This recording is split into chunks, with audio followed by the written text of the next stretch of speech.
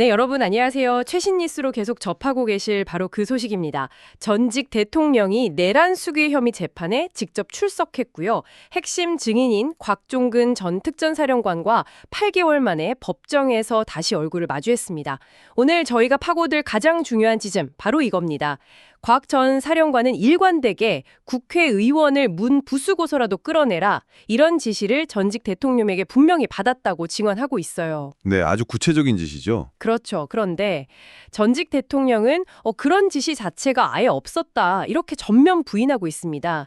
오히려 당시 곽 전 사령관의 판단이 좀 이상하지 않았냐 이런 식의 질문까지 던졌는데요. 정말 팽팽한 대립입니다. 이 첨예한 진실 공방, 그 핵심 내용과 또 그 이면에 숨겨진 의미는 뭔지 오늘 저희와 함께 깊이 들어가 보겠습니다. 네, 사실 곽종근 전 사령관의 이 증언, 이번 형사재판에서 처음 나온 이야기가 아닙니다. 아, 이전에도 있었군요. 네, 이미 헌법재판소 탄핵심판 때도 그랬고요. 국회 국정조사특위에서도 거의 같은 내용으로 증언을 했었습니다. 그러니까 여러 번 다른 성격의 조사기관에서 계속 동일한 핵심 주장을 하고 있다는 거죠. 이게 증언의 일관성이라는 측면에서 중요하게 볼 부분입니다. 그 일관된 증언의 가장 핵심적인 내용, 구체적으로 어떤 거였는지 다시 한번 좀 짚어주시죠. 네, 가장 중요한 건 역시 그 비상계엄이 선포갔던 12월 3일 당일입니다. 그날 전직 대통령과 직접 통화를 했는데 그때 들은 내용이라는 거죠. 곽 전 사령관 주장은 아주 명확합니다. 국회의사당 안에 있는 국회의원들을 데리고 나와라. 여기서 그치지 않고 심지어 필요하면 문을 부수고서라도 들어가라. 그래서 의원들을 끄집어내라. 굉장히 구체적이고 강력한 지시였다는 겁니다. 문을 부수고서라도 정말 직접적인 표현인데요. 그렇죠. 그리고 이 통화가 당시에 스피커폰 상태였다고 해요. 그래서 옆에 있던 다른 참모들도 이 내용을 들었다. 이렇게 주장하고 있습니다. 증언의 객관성을 좀 뒷받침하려는 의도로 보이기도 하고요. 그런데 전직 대통령 측에서는 그때 말한 게 국회의원이 아니고 작전에 투입된 우리 요원들을 지칭한 거다. 이렇게 반박하지 않았습니까? 이 부분은 좀 어떻게 봐야 할까요? 맞습니다. 그게 이제 전직 대통령 측의 핵심 반박 논리 중 하나인데요. 근데 곽 전 사령관은 이 주장을 당시 상황을 근거로 들어서 정면으로 반박했어요. 그 당시 707 특임단 병력들은 국회 본관 정문 앞에서 시위대와 대치 중이었지 본관 건물 안에는 작전을 수행할 아군 요원이 한 명도 없었다는 겁니다. 아, 본관 안에는 없었다. 네, 그러니까 데리고 나와라, 끄집어내라고 할 대상은 건물 안에 있던 국회의원들밖에 없었다 이렇게 이해할 수밖에 없었다는 거죠. 물리적인 상황 자체가 요원이라는 해석을 좀 어렵게 만든다는 겁니다. 그렇군요. 증언하는 과정에서 그날의 어떤 긴박했던 상황을 떠올리면서 감정이 좀 북받치는 모습도 보였다고 하던데요. 네, 그 장면이 상당히 좀 인상적이었습니다. 증언하자가 TV를 보다가도 잠을 자다가도 그때 생각이 난다 이러면서 이게 트라우마라면 트라우마일 것 같다 이렇게 토로를 했어요. 그날의 기억이 여전히 너무 생생하고 고통스럽다는 거죠. 트라우마다. 계엄 해제 의결 정적수 150명 이야기를 할 때 자신은 바로 그 순간 뉴스 화면을 보고 있었다는 거예요. 국회로 막 모여드는 의원들 모습을요. 그러면서 이건 시간이 흐른다고 잊히는 기억이 아니다. 이렇게 강조를 했습니다. 이런 감정적인 호소가 증언의 진정성을 부각하려는 의도일 수도 있고 아니면 실제로 그만큼 충격적인 경험이었다는 걸 보여주는 걸 수도 있겠죠. 변호인을 통해서 법원에 제출한 의견서에서도 아주 강한 어조로 본인 입장을 밝혔다고 들었습니다. 그렇습니다. 그 의견서 내용이 상당히 강경합니다. 마치 법정에서 직접 묻는 것처럼요. 대통령님께 이 자리에서 묻고 싶습니다. 그날 밤 저에게 의사당의 의원들을 끄집어내라고 지시한 적 없으십니까? 직접적으로 물었군요. 네. 그리고 문을 깨서라도 들어가 의원들을 끄집어내려고 지시한 적 없으십니까? 이렇게 적혀 있어요. 이건 거의 공개적인 질문이죠. 그러면서 만약에 대통령이 이걸 숨기고 자신과 부하들을 거짓말쟁이로 만든다면 그건 군인들을 2번 죽이는 거다. 이렇게 비판했습니다. 자신은 어리석은 군인일지는 몰라도 명예로운 군인으로서 진실을 말하겠다. 이렇게 다짐했고요. 명예를 걸었다는 의지를 강하게 보여준 거죠. 야, 정말 강하게 나오는데요. 그런데 이렇게 강한 증언을 들으면서 전직 대통령은 때때로 고개를 젓거나 심지어 웃는 듯한 표정을 보이기도 했다고 전해집니다. 근데 여기서 더 나아가서 전직 대통령이 직접 마이크를 잡고 곽 전 사령관에게 질문까지 던졌다고요? 네, 그렇죠. 피고인이 증인에게 직접 질문하는 게 아주 흔한 일은 아닌데요. 전직 대통령이 직접 몇 가지 중요한 포인트를 짚었습니다. 우선 계엄 해제 시점까지 국회 정문에 도착한 특전사 병력이 한 100명 정도밖에 안 됐다는 점을 지적했고요.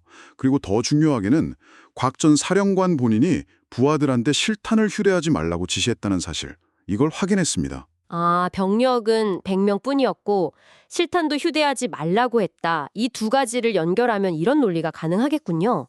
병력 규모도 작고 심지어 비무장 상태에 가까웠다면 애초에 목표가 국회의원을 강제로 체포하거나 진압하려는 게 아니었다. 그냥 국회 주변에 공공질서 유지 차원에서 병력을 보낸 거 아니냐. 이런 해석의 여지를 만들려는 의도였겠네요. 정확히 그런 취지로 해석될 수 있는 질문이었습니다. 스스로 실탄 휴대를 금지시켰다면 결국 의원 확보라는 것이 억압적인 방식이 아니라 질서 유지를 위해 들어갔다고 생각했기 때문 아니냐, 약간 이런 뉘앙스로 물었죠. 그러니까 곽 전 사령관의 자신의 지시를 근거로 삼아서 오히려 대통령의 원래 의도는 질서 유지였다, 이렇게 정당화하려는 시도처럼 보일 수 있습니다. 또 김용현 당시 국방장관한테 계엄 관련 임무를 처음 받을 때 왜 계엄군의 전체 규모라던가 작전의 구체적인 목표, 그리고 이게 단순 질서 유지인지 아니면 다른 목적이 있는 건지, 이런 계엄의 성격에 대해서 왜 더 자세히 묻지 않았냐, 이것도 캐물었어요. 상식적으로 궁금했을 텐데 왜 안 물어봤냐? 이런 거군요. 그렇죠. 근데 여기서 정말 흥미로운 지점이 발생합니다. 전직 대통령이 나는 그런 지시, 예를 들어 실탄 미휴대 지시 같은 거 한 적 없는데 왜 나한테 묻냐, 이런 식으로 반응하기도 했다는 건데요. 만약에 본인이 정말로 의원들을 끌어내라는 그 핵심 지시 자체를 한 적이 없다면 그 지시를 어떻게 이행했는지, 실탄은 가져갔는지, 병력은 몇 명이었는지, 이런 세부 사항에 대해서 곽 전 사령관이 어떻게 판단했는지를 왜 그렇게 집요하게 묻는 걸까요? 바로 그 지점이 참 분석이 필요한 부분입니다. 그쵸. 약간 나는 여행 가라고 말한 적도 없는데 당신은 왜 배낭을 그렇게 쌌는지 설명해봐라. 이런 느낌이랄까요? 질문 자체가 좀 모순적으로 들릴 수도 있을 것 같아요. 네, 맞습니다. 말씀하신 것처럼 핵심 지시 자체가 없었다면 그 하위 실행 단계에서 판단을 잘못했다거나 정보가 부족했다거나 이런 걸 따지는 게 논리적으로 좀 어색하게 느껴질 수 있죠. 그럼에도 불구하고 이런 질문을 던지는 이유는 몇 가지로 해석해 볼 수 있을 것 같아요. 첫째는 곽 전 사령관 증언 전체의 신빙성을 좀 흔들려는 전략일 수 있습니다. 아니, 이렇게 중요한 일인데 제대로 확인도 안 하고 임무를 수행한 지휘관 말을 어떻게 믿냐, 이런 인상을 주려는 거죠. 증언 자체를 못 믿게 만들려는. 네. 둘째는 설령 어떤 지시가 있었다고 하더라도 그게 곽 전 사령관이 오해했거나 좀 과잉 해석한 결과일 수 있다, 이런 가능성을 열어두려는 의도일 수도 있고요. 셋째는 책임을 곽 전 사령관이나 김용현 전 장관 같은 하위 지휘관들에게 좀 넘기려는 시도로도 볼 수 있습니다. 나는 그런 심각한 지시 안 했는데 당신들이 알아서 그렇게 한 거 아니냐, 이런 식이죠. 결국 전직 대통령의 질문들은 곽 전 사령관 증언의 신뢰도를 떨어뜨리고 사건의 본질을 내란 실행, 이게 아니라 지휘관의 판단 미숙이나 오해의 문제로 좀 프레임을 바꾸려는 상당히 고도의 법정 전략이다, 이렇게 볼 수도 있겠군요. 네, 그렇게 해석할 여지가 충분히 있습니다. 그렇다면 이런 공공질서 유지 프레임에 대해서 곽 전 사령관은 어떻게 다시 반박했습니까? 곽 전 사령관의 반박은 아주 단호했습니다. 공공질서 유지라는 주장은 도저히 수긍할 수 없다, 이렇게 잘라 말했죠. 계엄 선포 전이든 계엄이 진행 중이든 누구한테서도 질서 유지나 시민 보호 같은 말은 단 한 번도 들어본 적이 없다고 강조했습니다. 들어본 적 자체가 없다. 네, 만약 그런 목적이었다면 임무 명칭이나 지시 내용 자체가 달랐을 거라는 거죠. 만약에요, 가정적으로 김용현 전 장관이 정말로 이거 그냥 경고성 계엄이고 질서 유지 차원이다, 이렇게 설명했다면 어떻게 반응했을 거라고 했나요? 이 부분 답변도 좀 흥미로운데요. 만약 그랬다면 자기가 즉시 아니 왜 군복 입은 군인이 그런 임무를 해야 합니까? 그건 경찰로 오면 되는 거 아닙니까? 이렇게 반문했을 거라는 거예요. 아하. 즉, 당시 자기가 받은 임무의 성격이 절대 단순한 질서 유지가 아니었기 때문에 군대, 그것도 특전사가 투입되는 게 당연하게 받아들여졌다는 그런 의미를 내포하고 있는 거죠. 그런 설명 자체가 아예 없었기 때문에 그런 반문조차 할 필요가 없었다는 겁니다. 그렇군요. 초기 진술에서는 문을 부수고 같은 좀 과격한 표현을 약간 순화해서 진술했던 적도 있었는데 그 이유에 대해서도 해명을 했죠. 네, 그 부분에 대해서도 솔직하게 설명을 했습니다. 처음에는 아무래도 현직 대통령이 국회 표결을 물리력으로 방해하라고 지시했다는 이 사실 자체가 가져올 파급력이 워낙 크니까 그걸 고려해서 문을 부수고 대신에 뭐 문을 열고 이런 식으로 좀 완화된 표현을 썼었다 이렇게 밝혔습니다. 아, 파급력 때문에? 네. 하지만 이제 진실을 규명하는 과정에서는 더 이상 애둘로 표현할 수 없다는 판단을 내린 걸로 보입니다. 이 부분은 뭐 변호인 측에서 증언의 일관성 문제를 제기할 수도 있는 지점이지만 동시에 그만큼 사안이 중대하다는 걸 인식했다는 설문이기도 하겠죠. 김용현 전 국방장관으로부터 직접 받은 지시에 대해서도 구체적인 증언이 나왔죠. 그렇습니다. 김 전 장관으로부터 구체적으로 국회 본회의장에 국회의원 정족수 150명이 모이지 못하도록 의사당 출입을 철저히 봉쇄하라.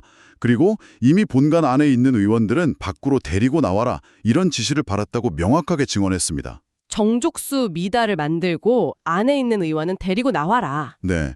이건 뭐 단순히 질서 유지를 넘어서서 명백히 국회의 기능을 마비시키려는 의도를 가진 지시로 해석될 수밖에 없죠. 그리고 또 중요한 게 국회에서 계엄 해제 요구안이 가결된 후에도 병력 철수 지시가 바로 안 내려왔고 오히려 김 전 장관이 중앙선거관리위원회에 병력을 다시 투입할 수 있는지 이걸 타진했다는 증언도 나왔습니다. 계엄 해제됐는데도요? 네. 이건 국회의 결정마저 무시하고 작전을 계속하려 했을 가능성을 시사하는 대목이라서 매우 중요하게 봐야 합니다. 와, 재판 내용 자체도 정말 충격적인데 이 재판 외적인 부분들도 계속해서 이야깃거리가 되고 있습니다. 특히 전직 대통령이 구속 상태인데도 재판에 꼬박꼬박 출석하는 모습, 이게 연일 속보로 다뤄지고 있어요. 사실 피고인의 재판 출석은 너무나 당연한 법적 의무인데 이게 무슨 특별한 행차처럼 보도되는 이 상황 자체가 좀 기이하게 느껴지기도 합니다. 네, 그 점에 대해서 정말 다양한 해석이 나오고 있습니다.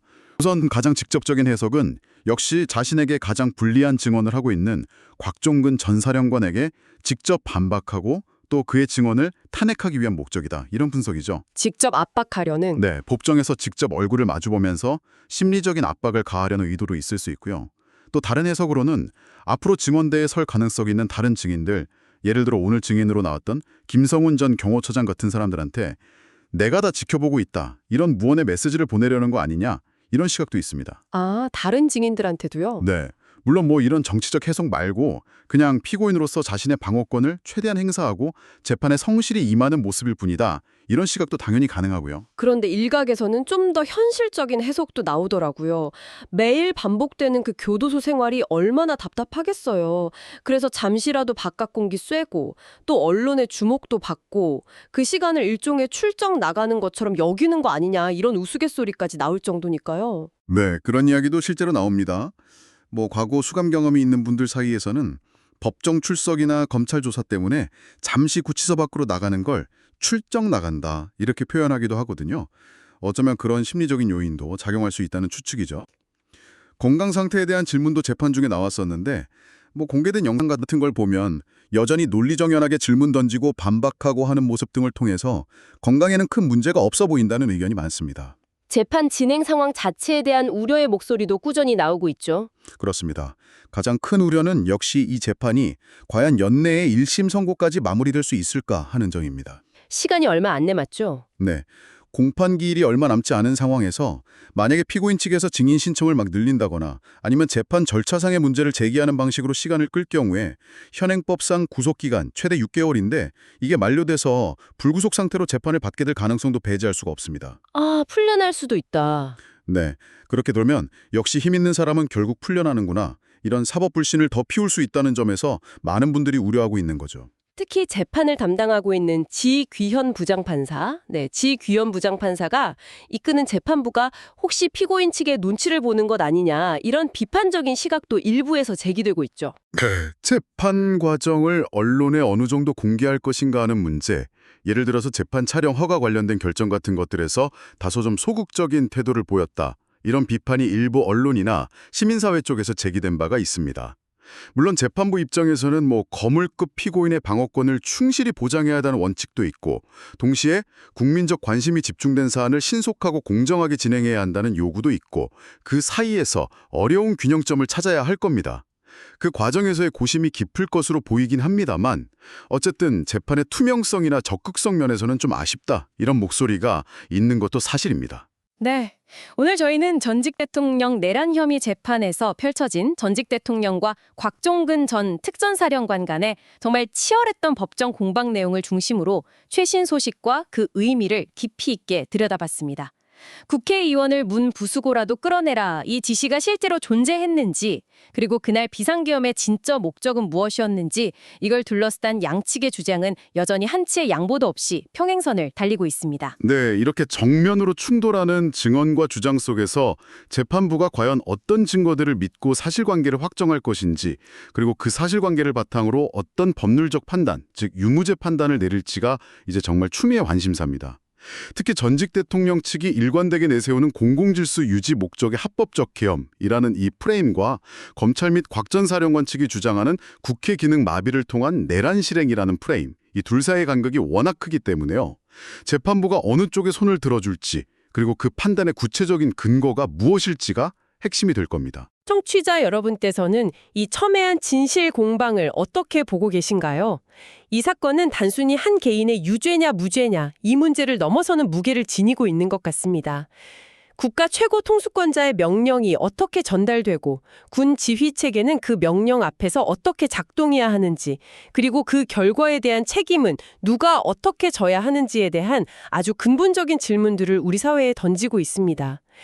또한 법정이라는 제한된 공간 안에서 때로는 서로 완전히 다른 기억과 주장을 통해서 진실이라는 것이 어떻게 구성되고 또 얼마나 치열하게 다투어지는지를 생생하게 보여주는 사례이기도 하고요.